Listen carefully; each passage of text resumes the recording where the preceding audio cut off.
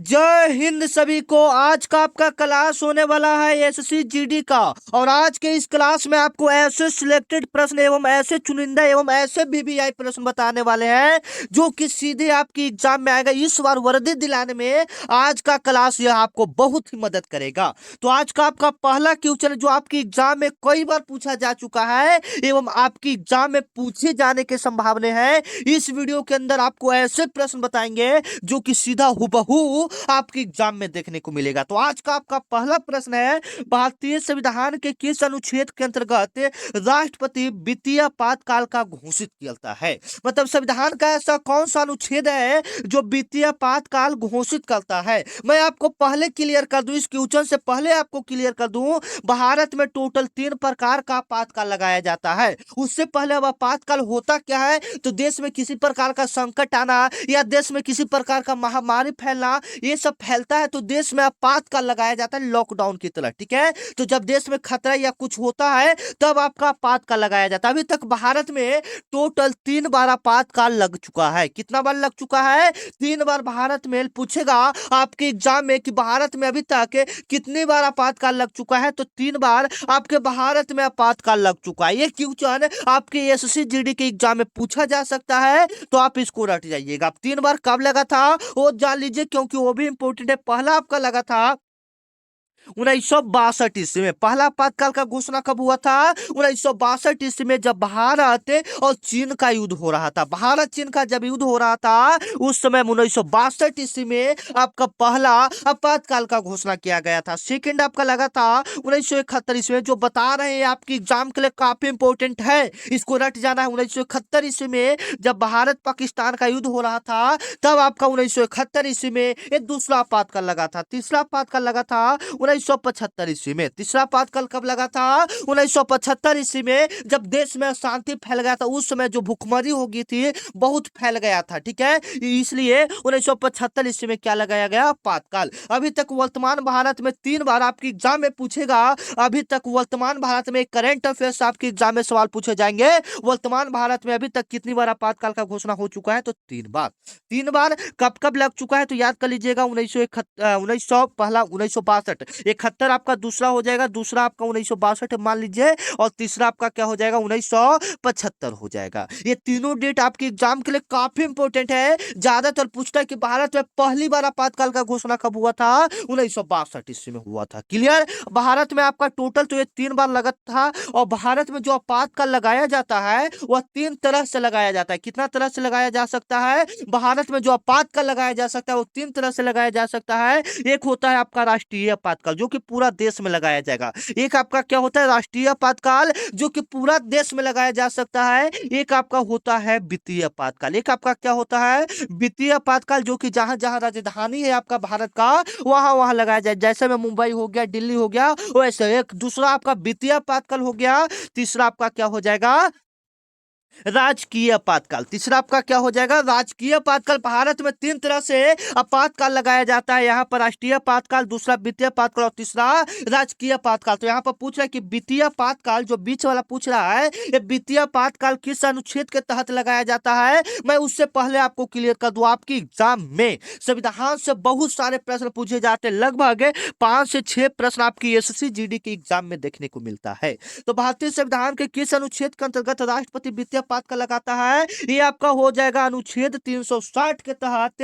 अनुच्छेद 360 के तहत जो राष्ट्रपति है वह वित्तीय आपातकाल का घोषणा करता है। आपातकाल कौन लगा सकता है? तो राष्ट्रपति लगा सकता है। इस बात को आप कंफर्म कर लीजिए। आपातकाल कौन लगा सकता है? राष्ट्रपति लगा सकता है। अब यहां से जो जो इंपॉर्टेंट क्वेश्चन आपकी एग्जाम में बन सकता है यहां पर हम लोग देख लेंगे। अनुच्छेद 370 किससे संबंधित है? अनुच्छेद 370 किससे संबंधित है? ये ज्यादातर आपके एग्जाम में पूछा जाता है। अनुच्छेद 370 किससे संबंधित है? ये आपका जम्मू कश्मीर से संबंधित है। ये किससे संबंधित है? जम्मू कश्मीर से संबंधित। किससे संबंधित है? जम्मू कश्मीर से संबंधित है। क्लियर? आ जाइए।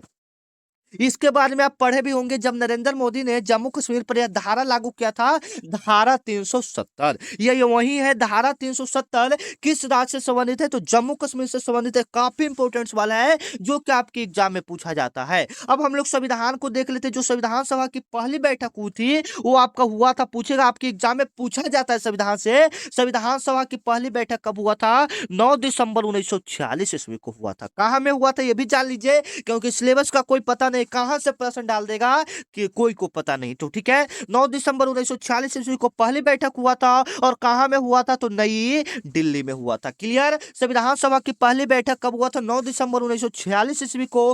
कहां में हुआ था? नई दिल्ली में हुआ था। आप याद रखिएगा। संविधान को बनाने में जो टोटल खर्च आया था, 2 साल 11 माह, मतलब टोटल खर्च की बात करेंगे तो 64 लाख खर्च आया था। 2 साल 11 माह 18 दिन का समय लगा था। ये सब तो टॉपिक है, ये सब मेन टॉपिक नहीं है। जहां से आपका प्रश्न बना जाता है वहां सीधे देखिए। हम लोग सिर्फ जड़ को पकड़ते हैं, ठीक है ना, जड़ को पकड़ते हैं और वहां से प्रश्न तीर के लाते हैं। ठीक है, जैसे में आप जो सवाल जो आपके एग्जाम में पूछा जाता है संविधान से, वो ज्यादातर आपका अनुच्छेद से पूछा जाता है। कहां से पूछा जाता है? अनुच्छेद से आपके एग्जाम में ज्यादातर सवाल पूछा जाता है। जैसे में ये आपका पूछ दिया किस अनुच्छेद से संबंधित है? अनुच्छेद 360 से। और धारा अनुच्छेद 370 किससे संबंधित है? तो जम्मू कश्मीर से संबंधित है। अनुच्छेद 32 किससे संबंधित है? ये इंपॉर्टेंट है। तो संविधान का आत्मा कहा जाता है। अनुच्छेद 32 को क्या कहा जाता है? संविधान का आत्मा कहा जाता है। याद रखिएगा, आपके एग्जाम में पूछा जा सकता है संविधान का आत्मा किस अनुच्छेद को कहा जाता है? अनुच्छेद 32 को कहा जाता है। अनुच्छेद 1 में क्या है? अनुच्छेद 1 जो आपका स्टार्ट होता है उसमें है भारत राज्यों का संघ है। अनुच्छेद 1 में क्या है? भारत राज्यों का संघ है। काफी इंपोर्टेंट सवाल है, जो कि इस बार आपको वर्दी दिला कर रहेगा। मैं वादा करता हूं कि अगर आप इस वीडियो को पूरा देख लेते हो तो आधा से ज्यादा प्रश्न आपकी एग्जाम में देखने को मिलेगा। तो चलिए, सेकंड नंबर प्रश्न है, आप लोग भी जवाब दीजिएगा। इसमें हम लोग जीके का पूरा निचोड़ करने वाले, पहले करवा दे आपको, ठीक है। इसमें सिर्फ हम लोग जीके देखेंगे। अगले वीडियो में आपको मैथ, रीजनिंग, हिंदी तीनों का क्लियर कर देंगे। टेंशन लेने की कोई बात नहीं है। 23 फरवरी से आपका एग्जाम है। बस वीडियो को देखते जाइए और अपने घर पर भी रिवीजन कीजिए, ठीक है ना। देखिए, आप कहीं पर भी ऑनलाइन क्लास देखिए, मैं आपको पहले क्लियर कर दूं, आप कहीं पर भी ऑनलाइन क्लास सिर्फ देखते हैं तो आपका कोई रिजल्ट नहीं दे सकता जब तक आप अपना खुद से घर पर मेहनत नहीं कीजिएगा। जैसे मैं आप घर पर भी मेहनत कर रहे हैं, मेहनत घर पर कीजिए, याद कीजिए, और मैं जो वीडियो लाता हूं उससे देखकर रिवीजन कीजिए, ठीक है। तो इस बार रिजल्ट पक्का है, घर पर तैयारी, साथ में मेरा रिवीजन, रिजल्ट पक्का, वर्दी आपका, ठीक है। आ जाइए, 2 नंबर आपका सवाल है, निम्न में से कौन सा ऐसा देश है जो BRICS का संस्थापक सदस्य नहीं है? मतलब ये आपका करंट अफेयर्स से प्रश्न पूछा जाता है। मैं आपको पहले क्लियर कर दूं, आपके एग्जाम में, SSC GD के एग्जाम में करंट अफेयर्स अगर आप याद कर लेते हो तो 10 नंबर आपके मुट्ठी में हो जाएगा। 10 नंबर आपका हो जाएगा। जीके में लगभग 20 प्रश्न पूछा जाता है। लगभग कितना प्रश्न पूछा जाता है जीके में? जीके जिस मिलाकर SSC GD में 20 प्रश्न पूछा जाता है, जिसमें से 10 से ज्यादा आपका करंट अफेयर्स हाल ही फिलहाल में जो हुआ रहता है। जैसे में हाल ही फिलहाल में नरेंद्र मोदी ने कुछ लॉन्च किया या कोई योजना बनाया या देश में कुछ हुआ, वही आपका करंट अफेयर्स के अंदर आता है। तो लगभग 10 से ज्यादा प्रश्न आपकी SSC GD में यही देखने को मिलेगा। तो आपको इसको रट जाना है भाई साहब। देख लीजिए, निम्नलिखित में से कौन सा देश, 10 अगर 10 नंबर चाहते हो आप तो करंट अफेयर्स पढ़ना स्टार्ट कर दो। करंट अफेयर्स पढ़ना नहीं मतलब उसको भी टाइम देकर आप लोग 10 नंबर आपका मुट्ठी में आ जाएगा, ठीक है ना। निम्न में से कौन सा देश BRICS का सदस्य नहीं है? तो देख लीजिए, काफी इंपोर्टेंट सवाल है। अब इसको मजे के साथ हम लोग कैसे याद करेंगे, देखिए, आपको यह प्रश्न भारी दिख रहा है, अब हम इसको हल्का कैसे बनाते हैं, चुटकियों में इसको सॉल्व करेंगे हम लोग। देख लीजिए, आ जाइए।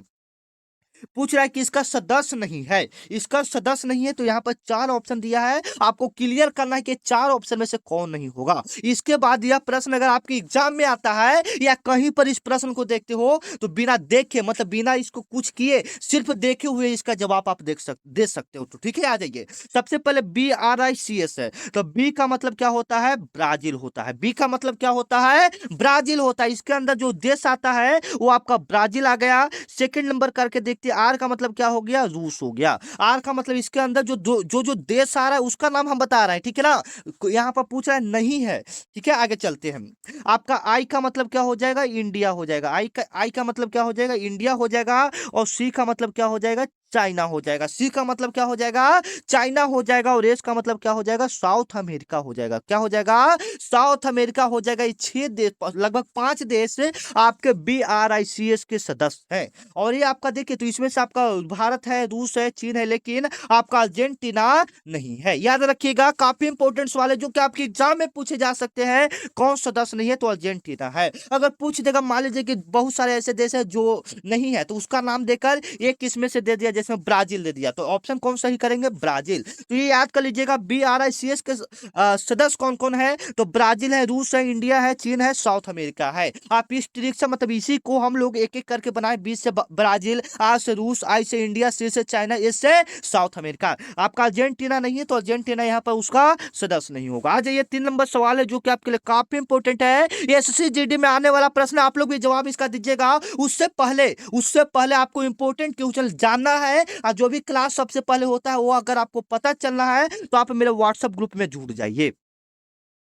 आपको स्क्रीन पर एक नंबर दिख रहा है 9334517119 का। आपको एक नंबर दिख रहा है, इस पर आपको बाबू SSC GD लिखकर मैसेज करना है। क्या लिखकर मैसेज करना है? SSC GD लिखकर मैसेज करना है। अगर आप इस पर SSC GD लिखकर मैसेज करते हैं तो इधर से मेरे तरफ से एक ग्रुप का लिंक जाएगा। किसका लिंक जाएगा? ग्रुप का लिंक जाएगा। उस लिंक पर क्लिक करेंगे, आप ग्रुप में जुड़ जाएंगे SSC GD का। और जो भी क्लास होगा सबसे पहले आपको पता चलेगा। और एग्जाम के टाइप जो इंपॉर्टेंट PDF रहेगा, जो आपके एग्जाम में आने वाला प्रश्न रहेगा, संभावित प्रश्न रहेगा, सबसे पहले आपको फ्री में ग्रुप में ही डाला जाता है। ठीक है, तो जुड़ना चाहते हैं तो आप उस नंबर पर मैसेज कर सकते हैं। फिलहाल उसका स्क्रीनशॉट लेकर रख लीजिए, क्योंकि क्लास पहले इंपॉर्टेंट है। आज ये भारत में पहली बार जनगणना किस वायसराय के समय में हुआ था? काफी इंपॉर्टेंट सवाल है। जनगणना से एक सवाल आपके एग्जाम में पूछा जाता है। भारत में पहली बार जनगणना किस वायसराय के समय में हुआ था? याद रखिएगा, लॉर्ड मेयो के शासनकाल में हुआ था। किसके शासनकाल में हुआ था? लॉर्ड मेयो के शासनकाल में हुआ था। काफी इंपॉर्टेंट सवाल है जो कि आपके एग्जाम में पूछे जा सकते हैं।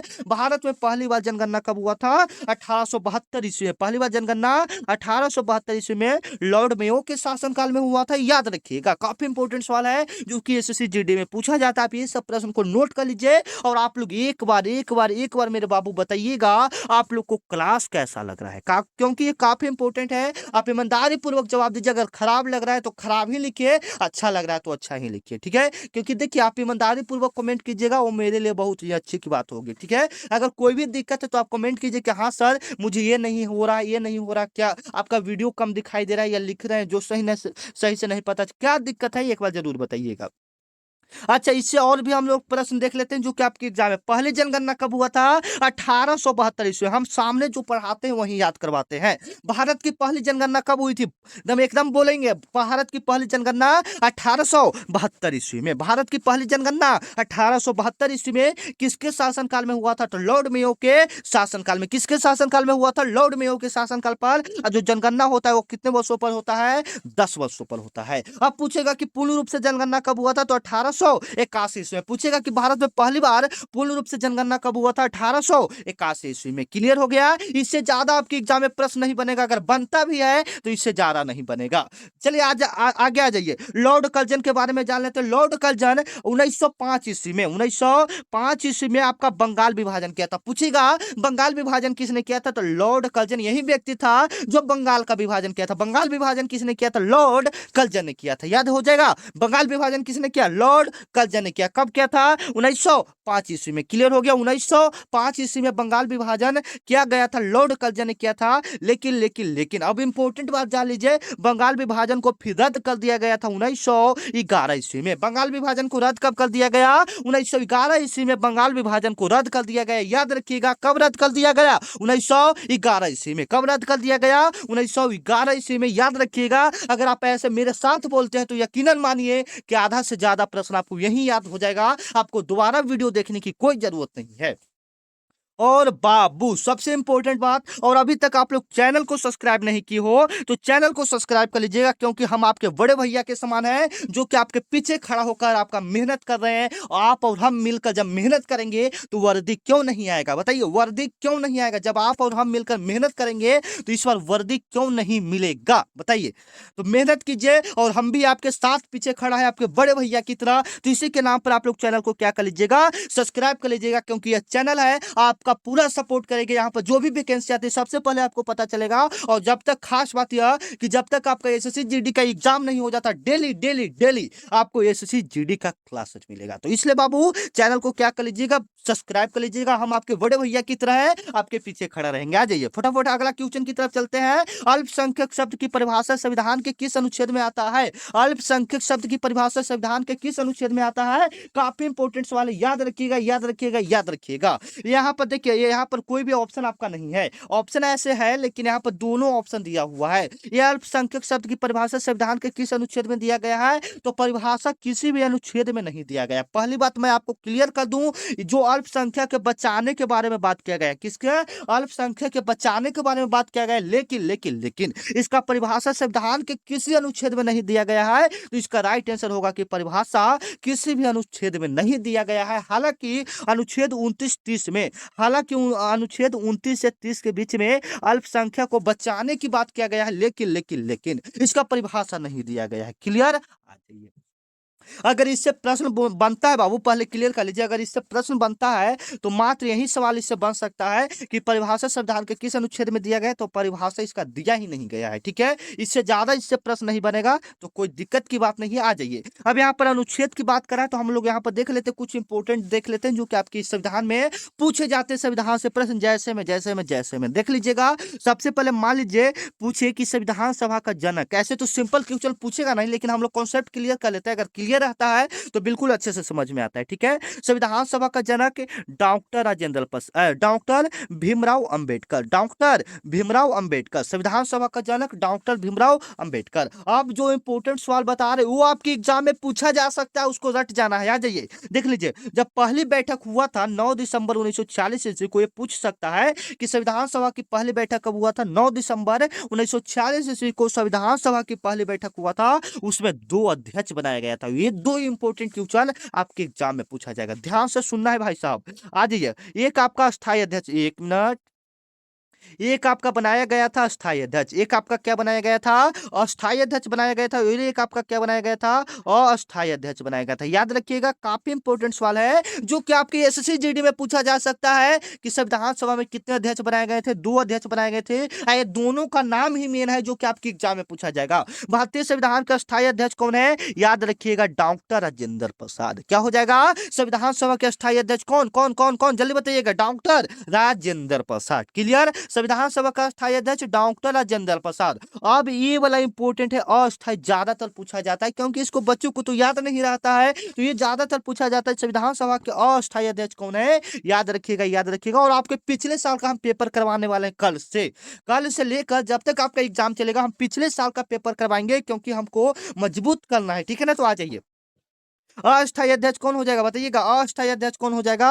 डॉक्टर सच्चिदानंद सिन्हा। डॉक्टर सच्चिदानंद सिन्हा आपके संविधान सभा के अस्थायी अध्यक्ष हो जाएंगे। क्लियर? कॉन्सेप्ट क्लियर हो जाना चाहिए। चलिए अगला आ जाइए। क्लियर? अस्थायी अध्यक्ष कौन? अस्थायी अध्यक्ष आपका डॉक्टर राजेंद्र प्रसाद। अस्थायी कौन हो जाएगा? डॉक्टर सच्चिदानंद। डॉक्टर भीमराव अंबेडकर को संविधान का जनक कहा जाता है। पहली बैठक 9 दिसंबर 1946 ईस्वी को नई दिल्ली में हुआ था। फिर से हम लोग एक बार शुरुआत से आ जाते हैं, जो फटाफट हम लोग करेंगे, ठीक है। सबसे पहले संविधान का शुरुआत बनने का जो शुरुआत हुआ था, सबसे पहले मीटिंग हुआ था संविधान को बनाने के लिए 9 दिसंबर 1946 ईस्वी को। कहां में हुआ था? नई दिल्ली में हुआ था। कहां में हुआ था? नई दिल्ली में संविधान को बनाने के लिए 9 दिसंबर 1946 ईस्वी को पहली मीटिंग हुआ था, जिसमें टोटल सदस्य शामिल हुआ था 389। टोटल कितना सदस्य शामिल हुआ था? 387। इसी सदस्य में 2 अध्यक्ष बनाया गया था, एक आपका अस्थायी अध्यक्ष, एक आपका अस्थायी अध्यक्ष। अस्थायी अध्यक्ष में कौन? डॉक्टर राजेंद्र प्रसाद। अस्थायी अध्यक्ष में कौन? डॉक्टर सच्चिदानंद सिन्हा। ठीक है, इतना तक कॉन्सेप्ट क्लियर हो गया। आगे आगे क्या हुआ था? इसका समय जो लगा था 2 साल 11 माह 18 दिन का समय लगा था। टोटल खर्च की बात करेंगे तो लगभग 64 लाख रुपया इसका खर्च आया था। इसमें टोटल जो अनुच्छेद बनाया गया था लगभग 395 अनुच्छेद बनाया गया था। संविधान में टोटल कितने अनुच्छेद है? 395 अनुच्छेद है। ये आपके एग्जाम में पूछे जाते हैं। संविधान में कुल कितने अनुच्छेद है? 395 अनुच्छेद है। 12 अनुसूची है, याद रखिएगा। पूछेगा संविधान सभा में कितने अनुसूची है? 12 अनुसूची। अनुच्छेद कितना है? 395 है। अगले प्रश्न की ओर हम लोग आते हैं, जो कि आपके एग्जाम के लिए काफी इंपोर्टेंट, काफी सिलेक्टेड, काफी वीवीआई प्रश्न है। निम्न में से कौन सा विटामिन के थक्के जमने में सहायक होता है? आपको क्लास कैसा लग रहा है एक बार कमेंट में जरूर बताइएगा। कौन सा ऐसा विटामिन है जो थक्का बनने में सहायक होता है? तो विटामिन के। अगर आपके शरीर में विटामिन के की मात्रा है तो आपका खून जल्दी जम जाएगा। अगर किसी मान लीजिए किसी कारण बस आपका हाथ पैर थोड़ा सा कट जाए, ज्यादा नहीं थोड़ा सा कट जाए, तो आपका खून जल्दी जम जाएगा। अगर आपके शरीर में विटामिन के की मात्रा ज्यादा है तो आपका खून जल्दी जम जाएगा, अगर कम है तो खून मतलब जल्दी नहीं जमेगा। अब यहाँ पर बात कर लेते हैं विटामिन ए की। तो सभी को पता है विटामिन ए की कमी से क्या होता है? रतौंधी होता है। चलिए, कोई दिक्कत की बात नहीं है। अगर यहाँ से ज्यादा प्रश्न पूछेगा तो यही पूछेगा, के वाला ज्यादातर पूछा कि रक्त का थक्का वाला, ठीक है ना। चलिए, आपका वो जीएस वाला प्रश्न हो गया था, ठीक है ना। जीएस से भी प्रश्न मिलता जुलता रहता है। भारतीय रिजर्व बैंक का पहला भारतीय गवर्नर कौन था? काफी इंपोर्टेंट सवाल है। भारतीय रिजर्व बैंक का पहला भारतीय गवर्नर जनरल कौन था? पहले हम लोग रिजर्व बैंक के बारे में क्लियर कर लेते हैं। सबसे पहले रिजर्व बैंक का स्थापना किया गया था 1 अप्रैल 1 मिनट वेट कीजिएगा, 1 अप्रैल 1935 ईस्वी को भारतीय रिजर्व बैंक का स्थापना किया गया था। आरबीआई का स्थापना कब हुआ था? 1 अप्रैल 1935 ईस्वी को आरबीआई बैंक का स्थापना हुआ था।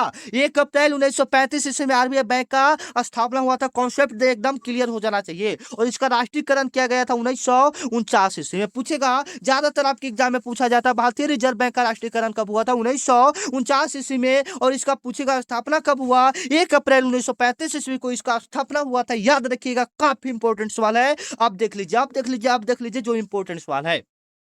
इसका मुख्यालय कहाँ है? भारतीय रिजर्व बैंक का मुख्यालय कहाँ है? याद रखिएगा, इसका मुख्यालय कहाँ है? मुंबई में है। मुंबई में है। अब आइए, जो इंपॉर्टेंट सवाल है, जो आपका क्वेश्चन कर रहा है कि पहले भारतीय गवर्नर जनरल कौन थे? सी डी देशमुख आपका भारतीय रिजर्व बैंक का पहला गवर्नर जनरल थे। ये आपका करंट अफेयर्स में डाल सकता है। अगर सी डी देशमुख का पूरा नाम पूछेगा, अगर मान लीजिए कि पूरा नाम कभी कभी दे दे, तो याद रखिएगा सर चिंतामन द्वारकानाथ देशमुख। सी से आपका हो जाएगा सर चिंतामन। सर तो आपका लगेगा क्योंकि वो बाबू गवर्नर है, तो सर आपका लगेगा। सी से चिंतामन और डी से द्वारकानाथ, चिंतामन द्वारकानाथ देशमुख इनका पूरा नाम है। क्लियर। चलिए, 7 नंबर प्रश्न जो कि आपकी एग्जाम में आ सकता है, काफी सिलेक्टेड एवं वीवीआई प्रश्न है। राज्यसभा को भंग क्यों नहीं किया जा सकता? राज्यसभा को भंग क्यों नहीं किया जा सकता? काफी इंपोर्टेंट सवाल है। राज्यसभा को क्यों नहीं भंग किया जा सकता? बिल्कुल इंपोर्टेंट सवाल आपके एग्जाम में पूछा जा सकता है। क्योंकि यह एक अस्थायी सदन है। क्योंकि यह एक अस्थायी सदन है, इसलिए इसको भंग नहीं किया जा सकता। और इसके जो सदस्य होते हैं, आपके एग्जाम में पूछा जाएगा कि जो इसके राज्यसभा के जो सदस्य होते हैं उसके कार्यकाल कितने वर्षों का होता है? तो 6 वर्षों का होता है। इसका कार्यकाल कितने वर्षों का होता है? 6 वर्षों का होता है। क्लियर। आ जाइए, इससे ज्यादा प्रश्न नहीं पूछेगा तो कोई टेंशन लेने की बात नहीं। आ जाइए, आपका 8 नंबर सवाल है। निम्न में से आप लोग भी जवाब देते जाइएगा फटाफट। कौन सा अनुच्छेद संविधान का आत्मा कहा जाता है? बाबू, ये वाला प्रश्न आपको ऊपर ही करवा दे कि संविधान का आत्मा किस अनुच्छेद को कहा जाता है? आर्टिकल 32 को, अनुच्छेद 32 को हम लोग क्या कहते हैं? संविधान का आत्मा कहा जाता है। संविधान का आत्मा किसे कहा जाता है? अनुच्छेद 32 को संविधान का आत्मा कहा जाता है। काफी इंपोर्टेंट सवाल है, आप इसको रट जाइएगा, याद कर लीजिएगा, या जो भी कीजिए कॉपी पर नोट कर लीजिए। काफी वीवीआई प्रश्न है। चलिए, आ जाइए 9 नंबर प्रश्न जो कि आपके लिए काफी इंपोर्टेंट, काफी सिलेक्टेड, काफी वीवीआई प्रश्न है। भारत में राष्ट्रीय आय की गणना किस संस्था द्वारा किया जाता है? याद रखिएगा, राष्ट्रीय आय का मतलब पूरे देश का आय एक साल में गिना जाता है कि हमारे देश का जीडीपी बढ़ रहा है या घट रहा है। मतलब इसी से आपका पता चलता है देश का एक साल का आय निकाला जाता है। ठीक है, तो ये जो संस्था है, मतलब गणना कौन सा संस्था करता है या किस संस्था के द्वारा ये जारी किया जाता है, मतलब किस संस्था के द्वारा पूरा देश का आय गिना जाता है? तो इसका नाम या केंद्रीय सांख्यिकी संगठन है। इसका नाम हम लोग जानेंगे तो क्या होता है? केंद्रीय सांख्यिकी संगठन होता है, या शॉर्ट रूप में इसको CSO या NSO बोलते हैं। पहले इसको हम लोग क्या बोलते हैं? CSO के नाम से जानते हैं, लेकिन इसका नाम चेंज करके NSO ज्यादातर किया गया है। आरबीआई आपका पैसा छापने का काम करता है। योजना आयोग का स्थापना हुआ था, याद रखिएगा, 15 मार्च 1950 ईस्वी में योजना आयोग का स्थापना हुआ था। इसका अध्यक्ष जो होता है वो आपका प्रधानमंत्री जी, हमारे प्राइम मिनिस्टर जी होते हैं। और जो वित्त मंत्रालय होता है वह 1 रुपया का सिक्का छापता है। सिक्का जो छापेगा, देखिए कॉन्सेप्ट क्लियर कीजिए, जो कागज का नोट है वो आपका आरबीआई बैंक छापेगा, ठीक है। और सिक्का जो आपका सिक्का बनता है वो आपका वित्त मंत्रालय जारी करता है। Concept clear. आ जाइए। 10 नंबर सवाल है जो कि आपके लिए काफी इंपोर्टेंट, काफी सिलेक्टेड, काफी वीवीआई प्रश्न है। निम्न में से कौन सा गैस ग्रीन हाउस गैस नहीं है? ग्रीन हाउस गैस नहीं है, जीएस से प्रश्न है। देखिए कैसे बनाएंगे हम लोग इसको। निम्न में से कौन सा ग्रीन हाउस गैस नहीं है, पहचानने का ट्रिक आपको बता देते हैं। ग्रीन हाउस गैस कौन कौन सा होता है? CO2 होता है, जिसका रासायनिक नाम क्या होता है? कार्बन डाइऑक्साइड होता है। इसके बाद CH4 होता है, जिसको हम लोग क्या कहते हैं? मिथेन कहते हैं। और तीसरा आपका क्या हो जाएगा? N2O होता है, जिसको हम लोग क्या कहते हैं? नाइट्रस ऑक्साइड कहते हैं। अब यहाँ पर आपका कॉन्सेप्ट क्लियर करना है, कौन सा ग्रीन हाउस गैस नहीं है। कौन सा आपका ग्रीन हाउस गैस नहीं है? याद रखिएगा N2 नाइट्रोजन गैस।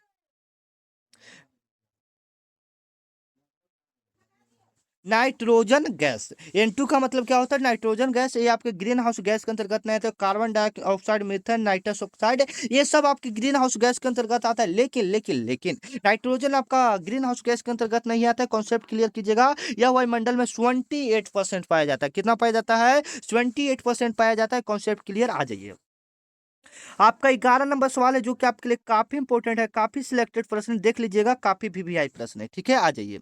आपका सवाल है, भारत का पहला जैव मंडल आरक्षित क्षेत्र कौन सा? भारत का पहला जैव मंडल आरक्षित क्षेत्र कौन सा? याद रखिएगा, ये आपका नीलगिरी हो जाएगा। कौन सा हो जाएगा? नीलगिरी हो जाएगा। B option is the right answer. Bharat का पहला जैव आरक्षित मंडल क्षेत्र कहाँ में है? नीलगिरी में है। और इसका स्थापना की बात करेंगे, इसका स्थापना आपका 1986 ईस्वी में हुआ था। भारत का पहला जैव मंडल आरक्षित क्षेत्र कौन सा? नीलगिरी है। इसका स्थापना कब हुआ था? 1986 ईस्वी में हुआ था। 12 नंबर सवाल है जो कि आपके लिए काफी इंपोर्टेंट, काफी सिलेक्टेड प्रश्न है। पेसमेकर किस अंग से संबंधित है? पेसमेकर, जो आपका पेस मेकर होता है वह किससे संबंधित है? काफी इंपोर्टेंट सवाल है, जवाब दीजिएगा। पेस मेकर आपका हृदय से संबंधित है। जल्दी जल्दी हम लोग थोड़ा करेंगे, क्योंकि इसमें बहुत सारे ऐसे प्रश्न लिए रोजाना हमारा प्रश्न छूट जाता है, बच जाता है, टाइम ही नहीं मिलता। देखिए जैसे मैं इसमें बहुत सारा ऐसा प्रश्न लिए, देखिए बहुत सारा छूट जाएगा। ठीक है, तो जल्दी जल्दी थोड़ा सा हम लोग करेंगे, क्योंकि हमको सिर्फ आंसर जानने से मतलब है। ठीक है, आंसर जानिएगा, थोड़ा हम लोग ज्यादा लंबा चल जा रहा है। ठीक है, आज 13 नंबर सवाल है, संविधान की प्रस्तावना में समाजवादी शब्द किस संशोधन से जोड़ा गया है? काफी इंपोर्टेंट सवाल है, किस संशोधन से जोड़ा गया है समाजवादी शब्द? तो ये आपका 42वां संशोधन जब हुआ था संविधान में, तब ये समाजवादी शब्द जोड़ा गया था। चलिए आ जाइए, 14 नंबर सवाल है जो कि आपके लिए काफी इंपोर्टेंट है। निम्न में से कौन सा कर प्रत्यक्ष कर है? प्रत्यक्ष कर है, याद रखिएगा। कौन सा कर प्रत्यक्ष कर हो जाएगा? तो जीएसटी नहीं होगा, शुल्क, सीमा शुल्क नहीं होगा, ये आपका आयकर क्या हो जाएगा? प्रत्यक्ष कर होगा। चलिए, आपका 15 नंबर सवाल है जो कि आपके लिए काफी इंपॉर्टेंट है। ब्लू फ्लैग प्रमाण पत्र किससे संबंधित है? तो ब्लू फ्लैग प्रमाण पत्र एक प्रकार का पुरस्कार है। एक प्रकार का क्या पुरस्कार है? और क्या किसको दिया जाता है? तो जो समुद्र को साफ रखता है, स्वच्छ रखता है, यानी ये समुद्र तट से संबंधित है। जो समुद्र तट पर कचरा ये सब बिगा जाता है, अब उसको जो स्वच्छ रखेगा उसको ब्लू फ्लैग प्रमाण पत्र दिया जाता है। और यह किसको दिया जाता है? जो भारत सरकार का एक चलता है, ठीक है ना, वो समुद्र के किनारे कचरा ये सब कुछ साफ करता है। ठीक है, आ जाइए। आपका 16 नंबर सवाल है, भारत में नियंत्रण एवं महालेखक परीक्षा की नियुक्ति कौन करता है? याद रखिएगा, इसका नियुक्ति आपका कौन करेगा? नियुक्ति कौन करेगा? राष्ट्रपति करेगा। ये पूरा कंट्रोल किसके पास होता है? CAG का पूरा जो नियुक्ति होता है, करंट अफेयर्स में पूछेगा, इसका पूरा कंट्रोल आपके राष्ट्रपति के पास होता है। और यह ऐसा वैसा आदमी नहीं बनता है, यह आपका IAS IPS बनता है। ठीक है ना, जो रिटायर हो गया IAS IPS के पद से, उसको CAG का बनाया जाता है। CAG क्या करता है? पूरा देश का मतलब डाटा बनाता है और राष्ट्रपति को सौंपता है। ठीक है, कि देश में क्या बढ़ रहा है, क्या घट रहा है, ये सारा डाटा आपका वही बनाता है। आ जाइए। निम्न में से कौन सा ग्रह सूर्य के सबसे दूर ग्रह? सौर मंडल से काफी इंपोर्टेंट, सोलर सिस्टम से आपका प्रश्न पूछ दिया गया है। तो सूर्य से सबसे दूर का ग्रह वो आपका हो जाएगा नेपच्यून, जिसको हम लोग हिंदी में वरुण बोलते हैं। और वरुण को हम लोग क्या कहते हैं? सबसे ठंडा ग्रह भी कहते हैं। वरुण को हम लोग क्या कहते हैं? सबसे ठंडा ग्रह भी कहते हैं। और सौर मंडल से सबसे दूर ग्रह एवं 8वां ग्रह है। 8वां ग्रह कौन सा है? 8वां ग्रह आपका कौन सा हो जाएगा? वरुण हो जाएगा। और याद कीजिएगा, जो जो इंपोर्टेंट है आपको बता देते हैं, अभी क्लियर कर देते हैं, जो आपके एग्जाम में पूछा जाता है। जैसे में सौर मंडल से प्लूटो ग्रह को कब निकाला गया? जैसे में सौर मंडल में सबसे पहले प्लूटो ग्रह भी आता था। जैसे में पहले टोटल आपका 9 ग्रह था। टोटल कितना ग्रह था? 9 ग्रह था, लेकिन अब 8 ग्रह हो गया। ये प्लूटो ग्रह को हटा दिया गया था। ठीक है, प्लूटो ग्रह को हम लोग बौना ग्रह के नाम से भी जानते हैं। किस ग्रह के नाम से जानते हैं? पौना, पौना नहीं, बौना, सॉरी, बौना ग्रह के नाम से जानते हैं। और ये जो हटाया गया था, ये 2009 ईस्वी के आसपास, लगभग में 2009 ईस्वी के आसपास आसपास प्लूटो ग्रह को सौर मंडल से हटा दिया गया था। वैज्ञानिकों ने इसको वो कहा कि मतलब ये तो सौर मंडल से हटेगा नहीं, ये तो अपना बेचारा घूमते रहेगा, लेकिन वैज्ञानिकों ने इनको मान्यता नहीं दिया, बनाया कि हम सौर मंडल में 8 ही ग्रह को गिनेंगे, टोटल आपका पता ही है। ठीक है, आ जाइए। और शनि के बारे में पिल्ला ग्रह इसको कहते हैं। सबसे बड़ा ग्रह बृहस्पति, सबसे छोटा ग्रह बुध। एक मतलब जो बुध रहता है वो सूर्य की परिक्रमा टोटल 88 दिनों में पूरा करता है। पृथ्वी याद रखिएगा 365 दिनों में पूरा करता है। और जो पृथ्वी का जो चंद्रमा है वो 27 दिन 8 घंटा में पूरा करता है, याद रखिएगा। ये सब काफी इंपोर्टेंट है जो कि आपके एग्जाम में आ सकता है। जीरो जीरो आवर की अवधारणा किस देश से शुरू हुआ था? जीरो का शुरुआत कहाँ हुआ था? ये आपका भारत में हुआ था। और सबसे पहले किसने किया था? आपके आर्यभट्ट वैज्ञानिक ने किया था। आर्यभट्ट वैज्ञानिक ने शून्य का खोज किया था, याद रखिएगा। आज ये 19 नंबर सवाल है जो कि आपके एग्जाम में पूछा जा सकता है। मानव शरीर की सबसे बड़ी ग्रंथि कौन सा है? काफी इंपोर्टेंट है। मानव शरीर की सबसे बड़ी ग्रंथि कौन सा? यकृत है। कौन सा है? यकृत है, जिसको हम लोग क्या बोल सकते हैं बाबू? लीवर। क्या बोल सकते हैं? लीवर बोल सकते हैं। 20 नंबर आपका सवाल है जो कि आपके लिए काफी इंपोर्टेंट, काफी सिलेक्टेड है। भारत में सबसे अधिक जनसंख्या वाला घनत्व वाला राज्य कौन सा है? तो देखिए, समझने वाली बात है। आप तो ऑप्शन इसका उत्तर प्रदेश सही करेंगे, लेकिन लेकिन लेकिन बाबू बिल्कुल गलत बात है।